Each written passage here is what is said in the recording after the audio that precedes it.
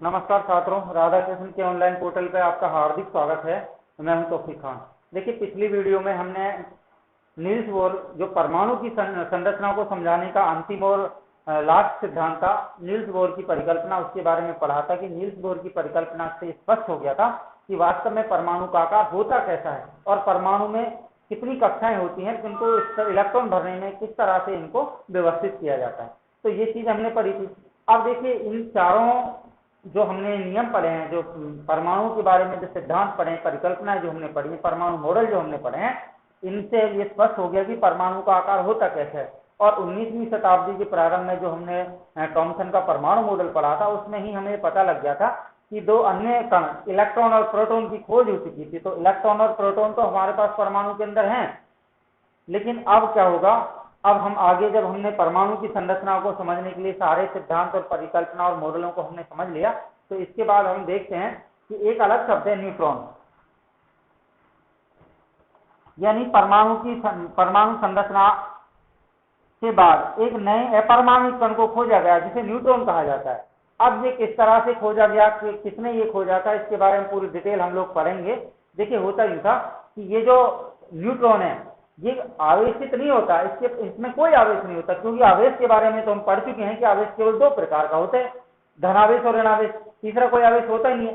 तो क्या हुआ, इलेक्ट्रॉन और प्रोटॉन की खोज जो 19वीं शताब्दी के प्रारंभ में हुई थी, जिसका जे थॉमसन नामक वैज्ञानिक ने जब इसके बारे में बता दिया कि वास्तव में इलेक्ट्रॉन और प्रोटॉन नाभिक के परमाणु के अंदर, यानी परमाणु के अंदर दो कण पाए जाते हैं, एक धनावेश जो प्रोटॉन होता है, इलेक्ट्रॉन एक ऋणावेशित कण है। ये अपनी कक्षाओं में यादृच्छिक रूप से गति करते हैं। यानी इन सब बातों से स्पष्ट था कि इलेक्ट्रॉन और प्रोटॉन की खोज तो पहले से थी, परंतु एक अन्य परमाणु कण न्यूट्रॉन को खोजा गया। तो देखिए, होता क्या था इसके बारे में, ये बात आपको समझनी है। देखिए, न्यूट्रॉन क्या हुआ, सन 1932 में जेम्स चैडविक नामक वैज्ञानिक ने, देखिए इसका सही नाम बहुत सी किताबों में जेम्स चैडविक था इसका नाम। जेम्स चैडविक ने एक अन्य अपरमाणविक कण न्यूट्रॉन को खोजा। अब ये न्यूट्रॉन की क्या विशेषता थी, अनावेशित कण था, परंतु इसका द्रव्यमान, अब ये द्रव्यमान की बात करें तो किसके बराबर था, प्रोटॉन के बराबर। ठीक है, तो क्या हुआ, एक परमाणु की संरचना की खोज के बाद एक अन्य परमाणु कण न्यूट्रॉन को खोजा गया। सन 1932 में जेम्स चैडविक ने एक अपरमाणविक कण न्यूट्रॉन को खोजा। यह अनावेशित था, इस पर कोई आवेश नहीं था, परंतु इसका द्रव्यमान प्रोटॉन के बराबर। जितना द्रव्यमान प्रोटॉन का होता है उतना ही द्रव्यमान किसका होता था, न्यूट्रॉन का होता था। और देखिए, इसके बारे में ये बात ध्यान रखनी है कि ये मेंडलीव की आवर्त सारणी में केवल एक तत्व, जिसका नाम क्या है, हाइड्रोजन को छोड़ करके सभी परमाणु में पाया जाता है। हाइड्रोजन को छोड़ करके आवर्त सारणी में जितने भी तत्व हैं उन सब में न्यूट्रॉन को पाया जाता है। तो आपको इसके बारे में क्या पता है कि इसके बारे में याद रखना है कि सभी परमाणुओं के नाभिक में न्यूट्रॉन पाए जाते हैं, परंतु हाइड्रोजन में इसको नहीं पाए जाते। अतः इसका नाम क्या पड़ा, न्यूट्रॉन। ठीक है, आगे क्या है, न्यूट्रॉन को सामान्यतः हम किससे दर्शाते हैं, स्मॉल एन से। इस तरह न्यूट्रॉन को स्मॉल एन से दर्शाया जाता है, प्रदर्शित किया जाता है, व्यक्त कर दिया। वही इन सब बातों का एक ही मतलब है। और किसी भी परमाणु का द्रव्यमान नाभिक में उपस्थित, ये बात याद रखनी है कि किसी भी परमाणु का द्रव्यमान नाभिक में उपस्थित प्रोटॉन और न्यूट्रॉन के द्रव्यमान के योग से प्रकट किया जाता है। यानी किसी भी परमाणु का द्रव्यमान नाभिक में उपस्थित प्रोटॉन और न्यूट्रॉन के योग के द्वारा प्रकट किया जाता है। तो अब आप समझ गए होंगे न्यूट्रॉन के बारे में। आपको याद रखना है कि परमाणु संरचना या परमाणु स्ट्रक्चर की जानकारी के बाद में एक अन्य परमाणु कण न्यूट्रॉन को खोजा गया। क्या हुआ, सन 1932 में जेम्स चैडविक ने एक अपरमाणु कण न्यूट्रॉन को खोज निकाला। ये अनावेशित कण होता है, परंतु ये इसका द्रव्यमान किसके, न्यूट्रॉन के बराबर होता है। मेंडलीव की आवर्त सारणी में केवल हाइड्रोजन तत्व को छोड़ करके सभी परमाणु के नाभिक में न्यूट्रॉन पाए जाते हैं। ठीक है, न्यूट्रॉन को सामान्यतः स्मॉल एन से प्रदर्शित किया जाता है और किसी भी परमाणु के द्रव्यमान, अब देखिए यही बात मैं आपको बता रहा हूं, किसी भी परमाणु का द्रव्यमान नाभिक में उपस्थित प्रोटॉन और न्यूट्रॉन के द्रव्यमान के योग के बराबर होता है। तो बात दैट क्लियर, आया समझ में? ठीक है, तो न्यूट्रॉन के बारे में पूरा पता लगा हमें। आगे देखिए वैसे हम कल पढ़ चुके हैं और हमारे सिलेबस में आगे भी दे रखा है, इसको मैं एक बार और बता देता हूँ। विभिन्न कक्षाओं में इलेक्ट्रॉन कैसे वितरित होते हैं, इसके क्या नियम है, यानी विभिन्न कक्षा, जिनको हम विविध कक्षा हमने उसमें कहा था, विभिन्न कक्षाओं में कौन इलेक्ट्रॉन किस प्रकार या किस तरह भरे जाते हैं या वितरित किए जाते हैं।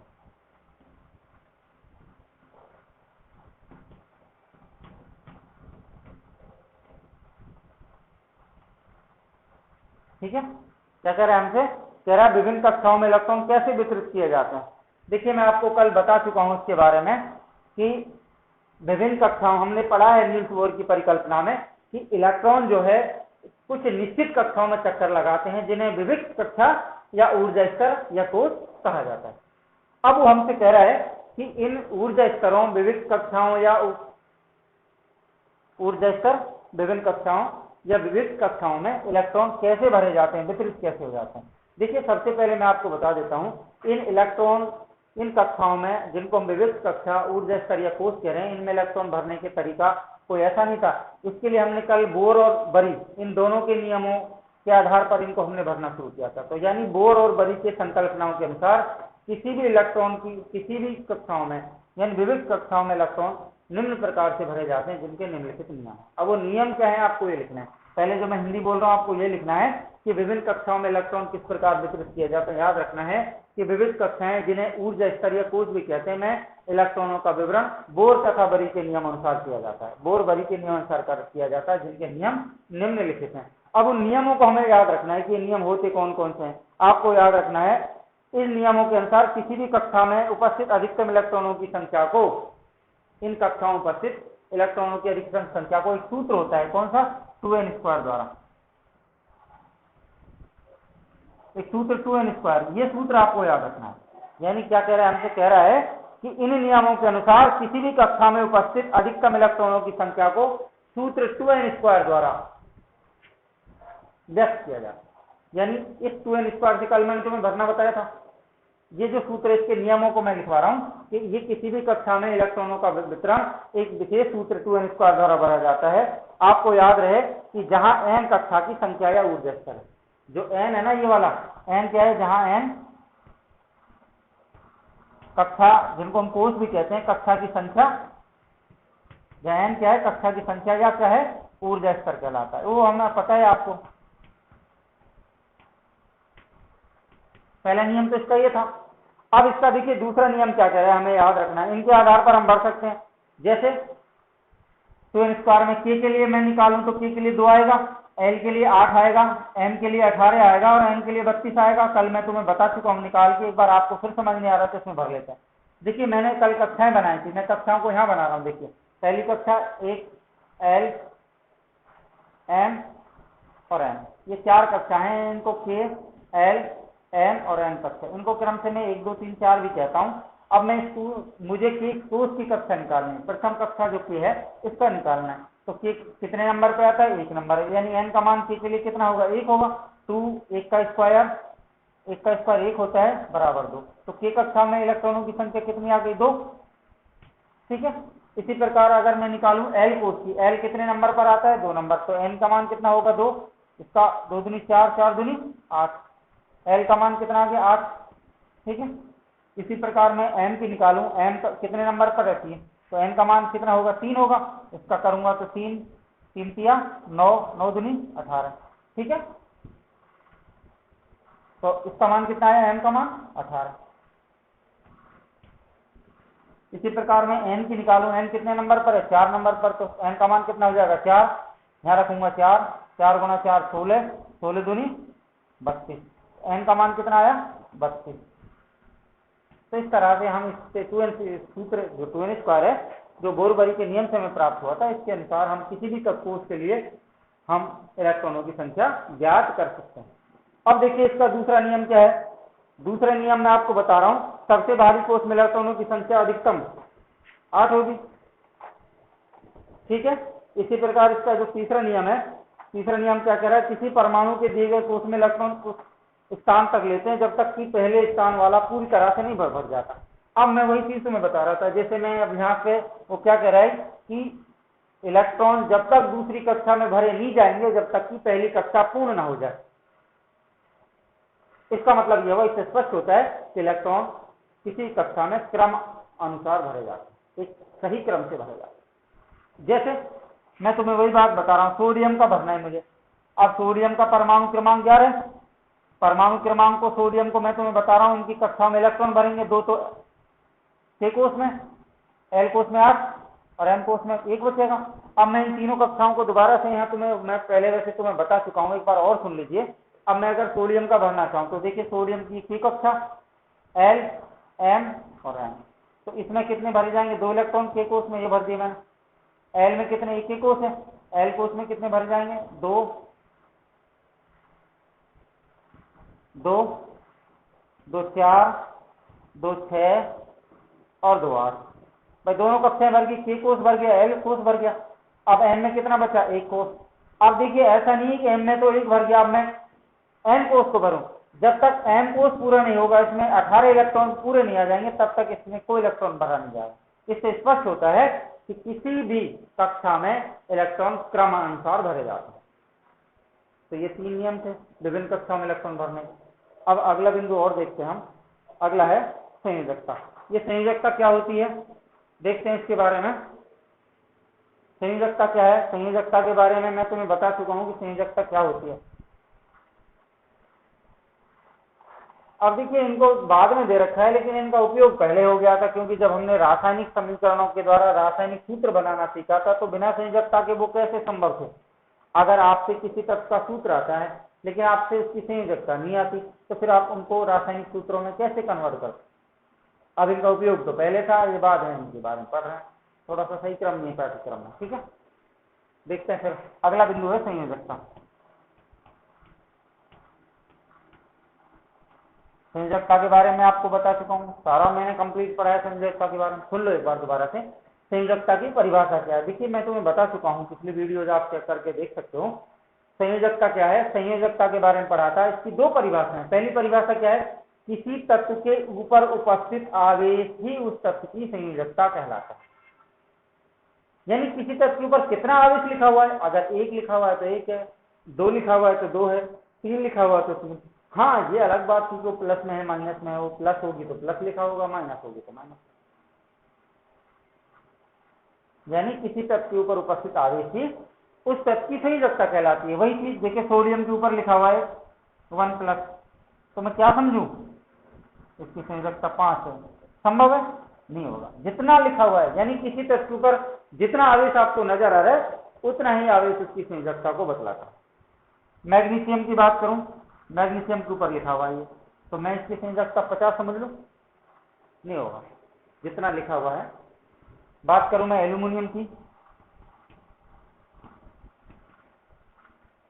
3 लिखा हुआ, तो इसका मतलब 3। यानी किसी तत्व के ऊपर उपस्थित आवेश ही उस तत्व की संयोजकता कहलाता है, जैसे सोडियम ये, मैग्नीशियम ये। दूसरी क्या परिभाषा है संयोजकता की, सेकंड, किसी तत्व के बाह्यतम कोष में, किसी तत्व के बाह्यतम कोष में या बाहरी कोष में उपस्थित इलेक्ट्रॉन ही उस तत्व की संयोजकता कहलाता है। चेक करते हैं, वही चेक करने के लिए जैसे मैं उदाहरण ले रहा हूं मैग्नीशियम का। मैग्नीशियम का परमाणु क्रमांक 12, आगे हल करूंगा तो क्या आ जाएगा, 2 8 2 2 8 तो कहां भर गए, के में और एल में कितने बचे, 2। नाभिक के रूप, कोषों के रूप में 1 2 3, पहले कोष में के में कितने भर गए, 2 खत्म। एल कोष में 8 2 2 4 2 6 2 8 8 खत्म, कितना बचा, 2। तो बाहरी कोष में कितने हैं, 2 इलेक्ट्रॉन, 2 बचे ना। अब इस एम कोष ही पूरा नहीं हो तो फिर हमें एन कोष की क्या जरूरत है बनाने की। तो इसका सबसे भारी कोष कौन सा है, ये तो के कोष है, एल कोष है, एम कोष है। भारी कोष बताओ मुझे कौन सा, एम कोष है ना। भारी कोष में कितने इलेक्ट्रॉन है, 1 और 1 2, तो इसका मतलब इसकी संयोजकता कितनी होती है? 2। तो इसकी परिभाषा क्या है? किसी तत्व के सबसे बाहरी कोष में, बाह्यतम कोष में उपस्थित इलेक्ट्रॉन ही उस तत्व की संयोजकता कहलाता है। जैसे ये और समझ में आया ना? तो इस तरह से आप कर सकते हो। मेरे हिसाब से इस पार्ट में कुछ और तो बचा नहीं है, और देख लेते हैं अगर कुछ बचा है। आप इसके अलावा बहुत सारी, देखिए हमारे सिलेबस में बहुत सारी संयोजकताएं दे रखी हैं, जैसे हाइड्रोजन की 1, समझ रहे हो?